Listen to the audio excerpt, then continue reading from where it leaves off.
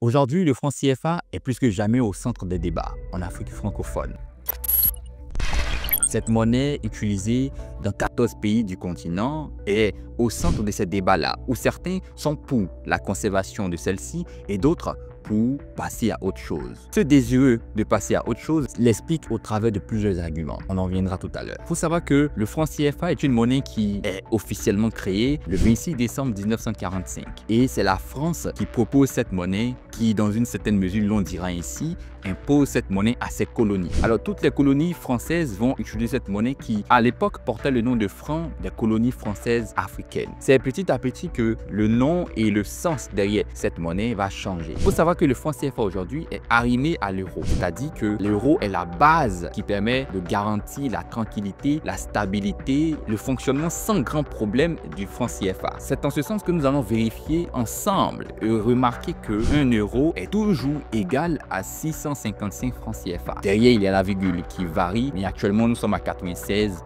derrière au niveau de la virgule. En ce qui concerne le dollar américain, parce que le franc CFA n'est pas arrimé au dollar américain, là-bas, il n'y a pas de constance, contrairement à l'euro qui est stable. Parce que le franc CFA est arrimé à l'euro. Maintenant qu'on sait ça, pourquoi est-ce qu'il faut abandonner le franc CFA? Pour toutes ces personnes qui défendent cette idée, il explique par le fait que parmi les problèmes évoqués, il y a trop de grande dépendance des pays qui utilisent le franc CFA vis-à-vis de la France. Il faut savoir que avant d'utiliser le franc CFA, donc avant 1945, la Côte d'Ivoire était déjà colonie française. Par la suite, il y a eu ce qu'on appelle les accords de coopération qui ont favorisé l'installation du franc CFA dans ces colonies-là. Et dans ces accords de coopération, il y avait des avantages, des privilèges, des garanties que les pays qui utilisent le franc CFA devrait faire à la France. Et il y avait également l'implication de la monnaie, le franc CFA, sans citer les avantages que la France allait également octroyer à ces pays qui utilisent le franc CFA. Et parmi ces éléments-là, il y avait le fait que tous les pays qui utilisent le franc CFA devront déposer 50% de leur taux de réserve à la France, au Trésor public français. Ce qu'on appelle le taux de réserve, c'est la quantité, la somme totale d'argent étranger, que ce soit l'euro, le dollar, toutes les monnaies que vous connaissez du monde, que les pays qui utilisent le franc CFA ont réussi à récolter. Ils totalisent ça et 50% doit revenir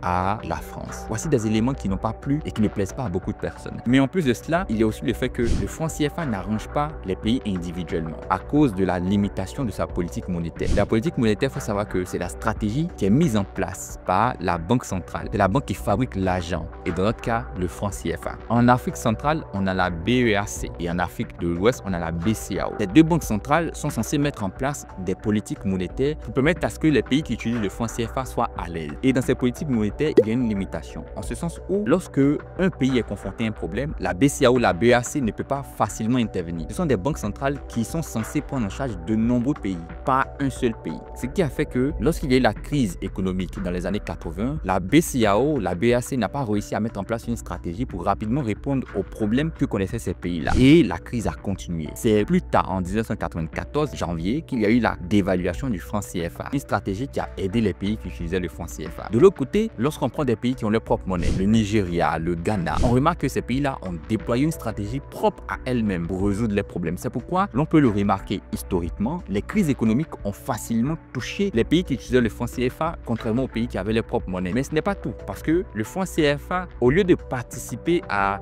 la coopération entre les pays qui utilisent cette monnaie, ne va pas vraiment arranger ces pays-là. Lorsqu'on prend les statistiques, elles sont claires. Le Mali, le Sénégal, le Cameroun, le Gabon, la Côte d'Ivoire n'ont pas dans le top 5 plus de 2 pays, voire 2 pays qui utilisent le franc CFA en termes de pays avec lesquels ils commercent, c'est-à-dire ils ont des négociations commerciales. Lorsqu'on prend le cas particulier de la Côte d'Ivoire, on se rend compte que dans son top 5, il n'y a que le Mali. Et avec analyse profonde, ce n'est pas véritablement un commerce poussé comme les autres 4 qui sont dans son top 5. On va un peu plus loin. On prend le cas des pays qui utilisent le franc CFA en Afrique de l'Ouest. Ces pays ont un point en commun, c'est leur structure économique, c'est-à-dire la manière que leur économie est. Ces pays-là sont des producteurs et des exportateurs du coton. Il y en a 6 parmi les 8 pays qui utilisent le franc CFA. Et ce qu'on remarque, c'est qu'ils exportent généralement vers les États-Unis et la Chine. La Chine a réussi à acheter 50% du coton de ces pays-là, de l'Afrique de l'Ouest, pendant une période donnée. Alors que ces pays devraient commercer entre eux, ce n'est pas le cas. L'exemple qui est toujours pris, c'est celui de l'Union européenne avec l'euro, la monnaie euro. L'Union européenne réussit à commercer au niveau de ces pays. L'Allemagne est reconnue pour être le premier exportateur de véhicules. Et dans son top 5, il y a l'Italie, la Pologne et la France. Contrairement aux pays d'Afrique de l'Ouest ou de l'Afrique centrale qui n'ont que dans leur top 5 un seul pays qui utilise leur monnaie. Voici encore un élément qui prouve que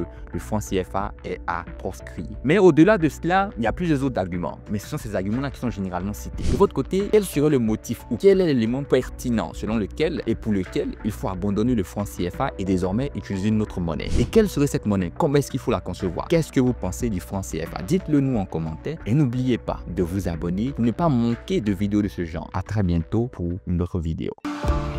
On dit quoi?